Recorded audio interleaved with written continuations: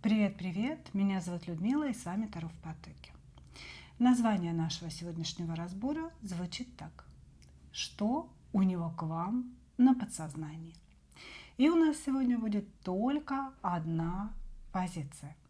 Поэтому, конечно, внимательно слушайте сигнификацию, да, просигнифицирую ситуацию между вами, что за человек к нам пришел. И если вы себя в этой ситуации узнаете, тогда смотрите дальше. Ну а дальше мы с вами, конечно, разберем, да, первое, что человек ощущает к вам, что он думает о вас в своей сознательной сфере. Да. Раз мы рассматриваем подсознание, конечно, нужно в некой сравнительной характеристике разобраться. Да. То есть в сознательной сфере, что он вам показывает, что он вообще сам думает о вас. Да. И, конечно же, самый главный ответ на вопрос, что у него к вам в глубине, господи, уже заговариваюсь, да, еще не начала, уже заговариваюсь, в глубине его внутреннего существа на подсознании, на подсознательном уровне. Начинаем. Что между вами, кто к нам пришел?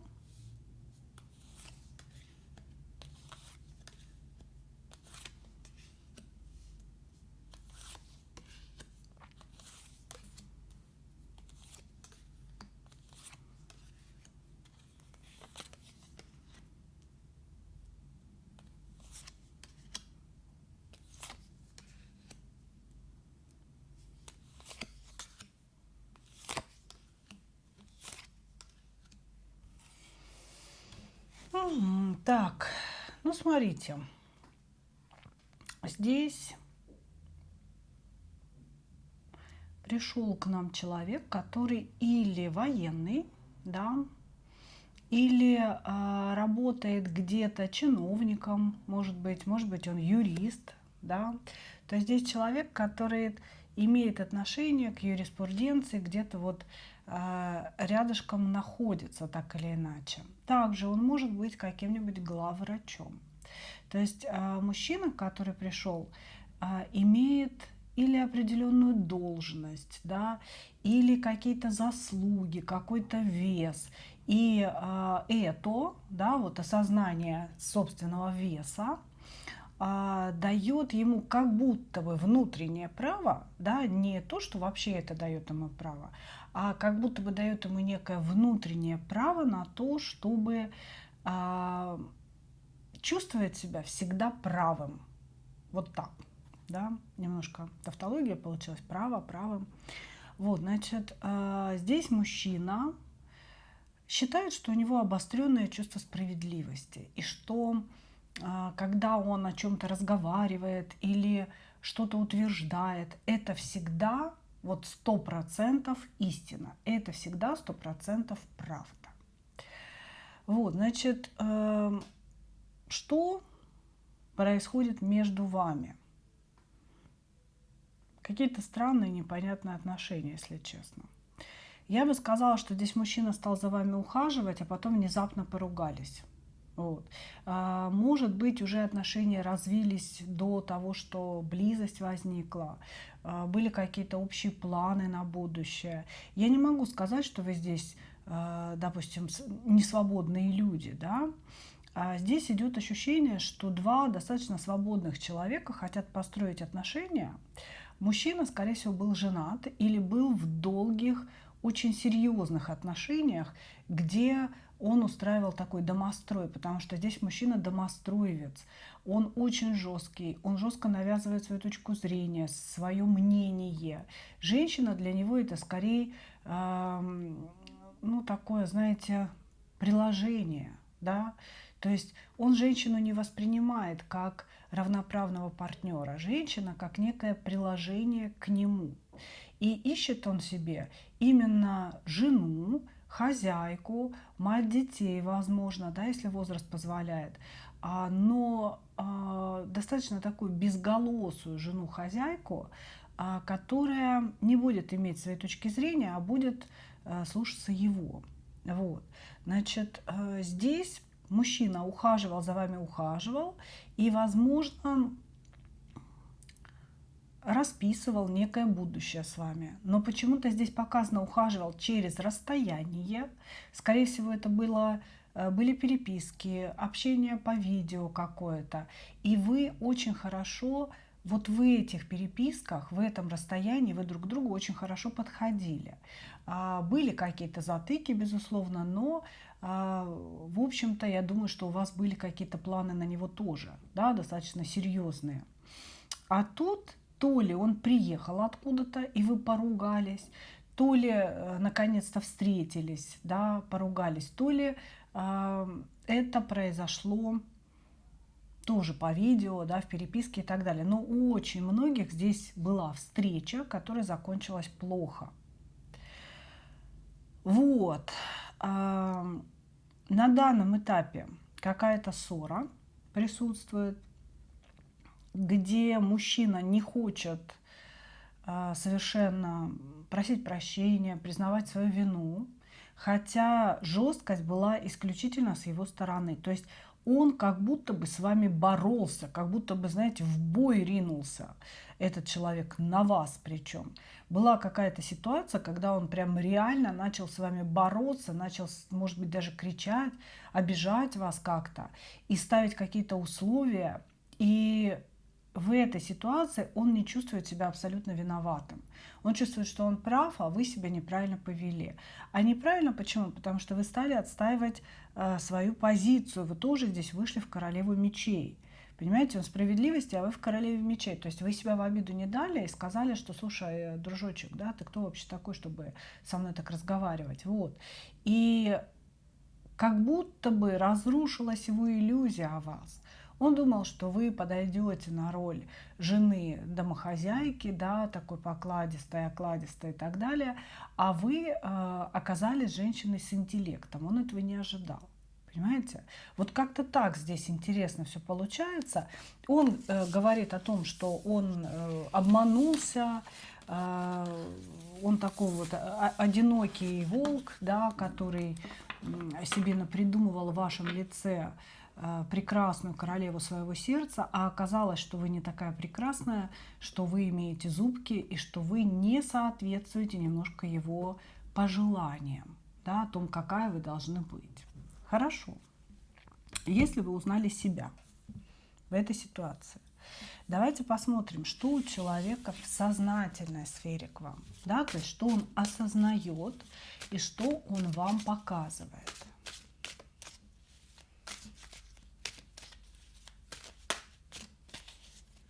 Что он осознает и что он показывает. Слушайте, у него прям какая-то война затмила ему голову, если честно. Вот то ли это реальная война, да, то ли это его какая-то внутренняя война. То есть здесь человек постоянно привык бороться, привык отстаивать свою точку зрения, очень агрессивный. У него колоссальное количество внутренней агрессии вообще к людям. Он не только с вами так разговаривает, он разговаривает так вообще в целом с людьми. Куда-то он уехал, да, вот прям ощущение, приезжал, и сейчас опять уехал. Так, что у него в сознательной сфере к вам? Ну, он считает себя влюбленным человеком. Он говорит о том, что он уже все распланировал и решил, что он влюблен в вас. Этот человек действительно испытал какие-то эмоции кубковые в вашу сторону, эмоции сердца, действительно, то есть у него эмоции зародились в сердце, он считал, что они очень искренние, но это, девочки, любовь по королю кубков, да, мы с вами в Таро очень сильно различаем разные арканы любви, да, любовь по королю кубков – это я люблю ее за ее любовь ко мне. То есть человек здесь любит за любовь к себе. Вы были нежной, вы были страстной, вы спрашивали его, как он, вы интересовались его жизнью, его ощущениями, вы пытались его выслушать, услышать и помочь, излечить от чего-то. И он настолько расслабился, ему настолько было с вами хорошо, что он влюбился в свое состояние рядом с вами, понимаете, в то, что вы делаете для него. Но Он абсолютно не учел, что вы живой человек. Живой человек со своими чаяниями, со своими проблемами, слезами в подушку, да, и со своими обидами и переживаниями. Он это вообще не учел тогда и не учитывает сейчас.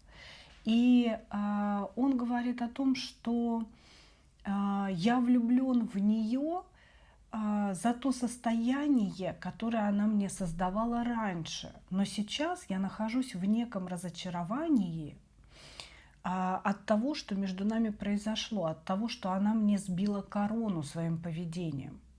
То есть он рядом с вами чувствовал себя королем, императором, богом, и это позволяло ему ощущать влюбленность.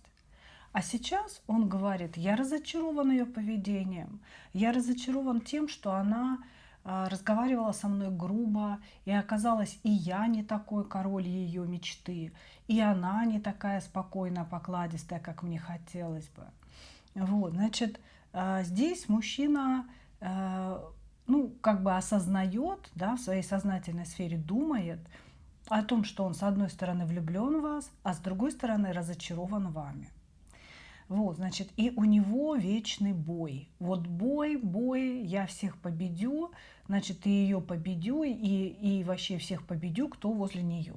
Понимаете? То есть он все время пытается спорить, он все время пытается агрессировать, он все время пытается доказывать всем, что он не осел, понимаете?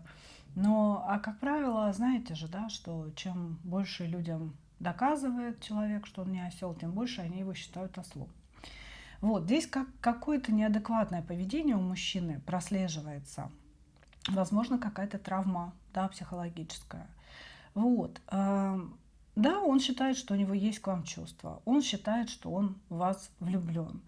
И понимает, что он влюблен вот в это состояние с вами. А теперь-то у него другое состояние. Вы поругались, вы не оправдали его надежды. И у него состояние разочарованности. Она меня разочаровала. Она меня разочаровала. То есть он себя ведет здесь, знаете, как такой вот Борчук, который сидит на стуле и говорит, ноги мне помой и воду попей. Ну вот как-то так это выглядит, если честно. Вот. Также он считает, что он нес вам полноценный кубок любви, обещания счастья, семьи, денег каких-то.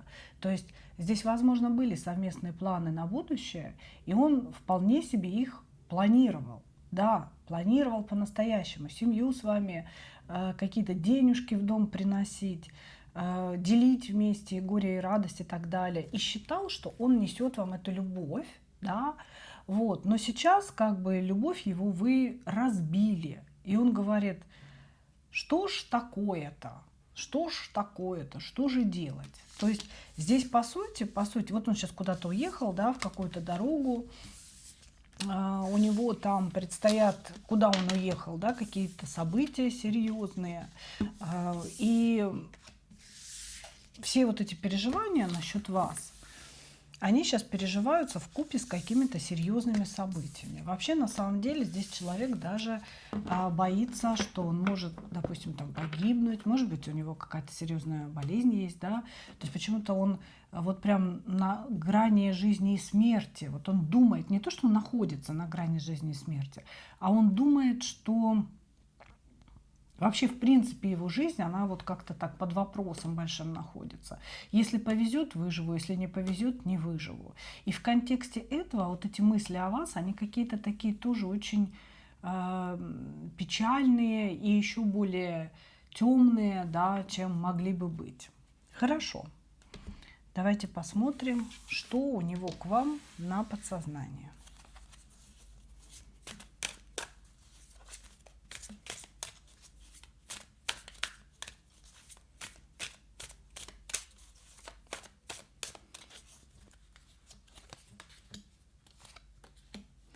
Что у него к вам на подсознание?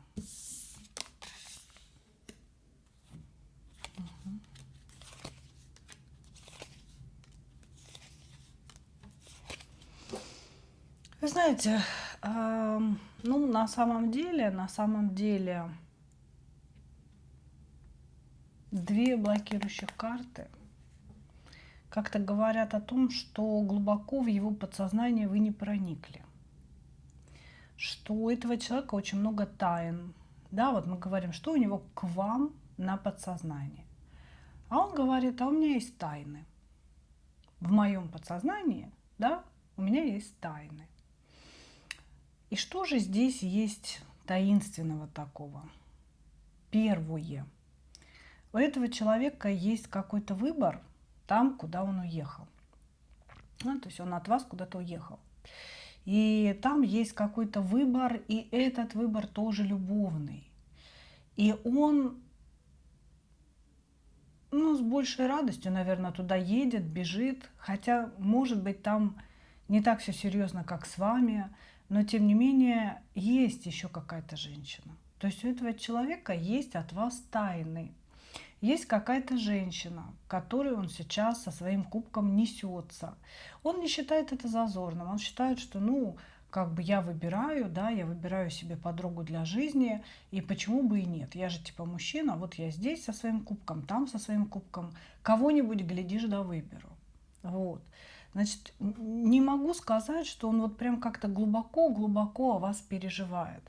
Потому что здесь показано, что он надеется на то, что время все перемелет между вами, что за это время, которое пройдет, почему-то он считает, какое-то время должно пройти, за это время, которое пройдет, вы передумаете, вы переобижаетесь, да, у вас перегорит какая-то внутренняя злость на него, и вы примете какое-то правильное решение в его пользу и как себя правильно вести.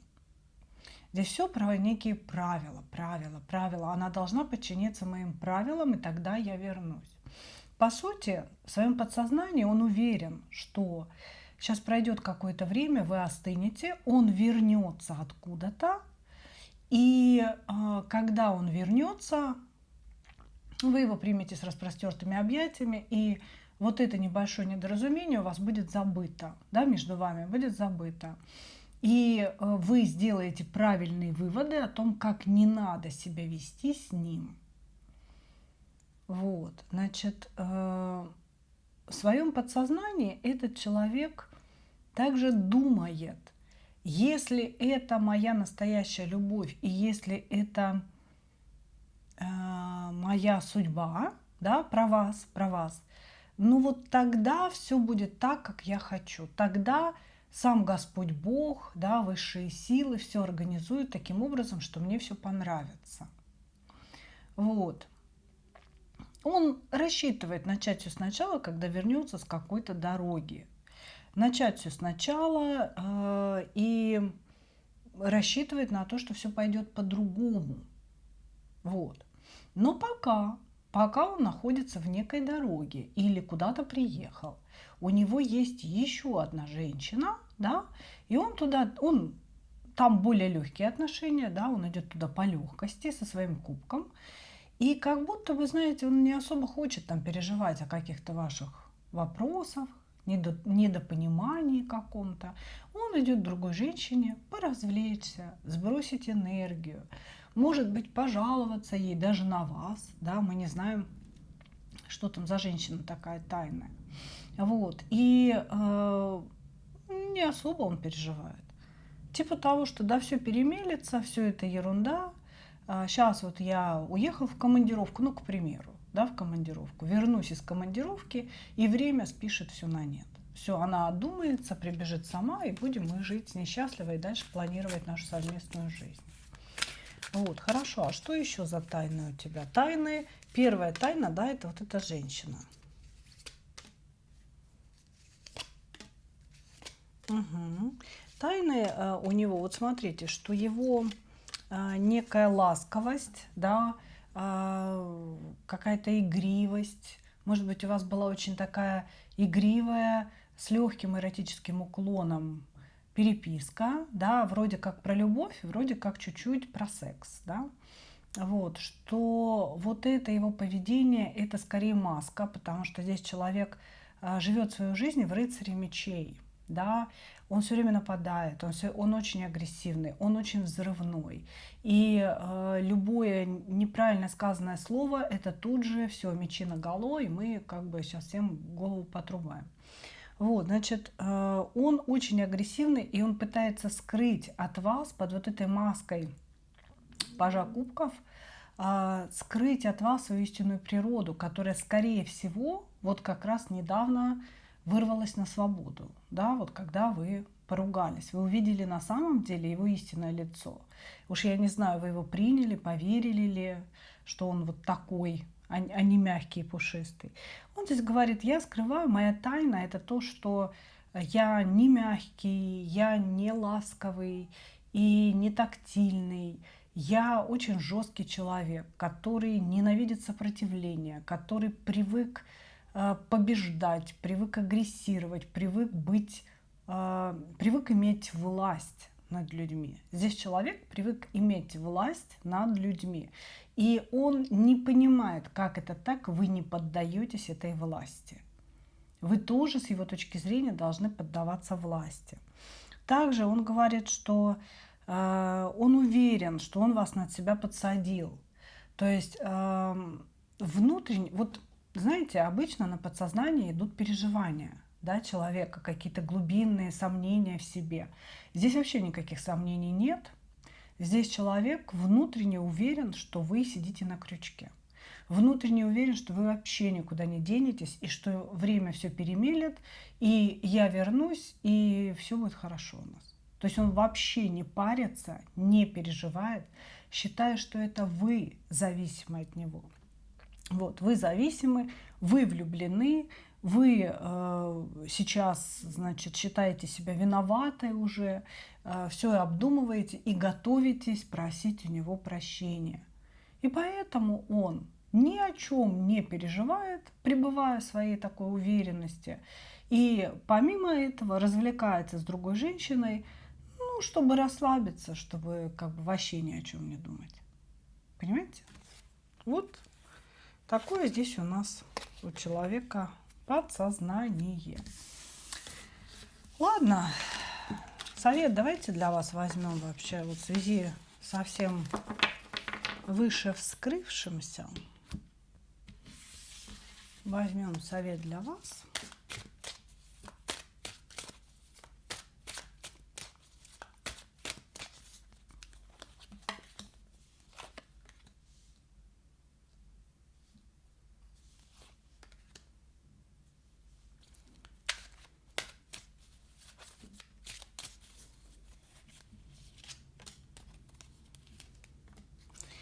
Значит, я думаю, что вы размышляете сейчас, примириться ли вам самостоятельно или нет, да, то есть сделать ли какие-то шаги.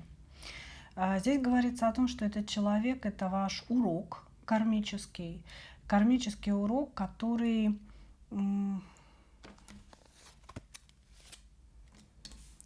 это кармический урок, результатом которого станет или болезнь, или победа и удача, да.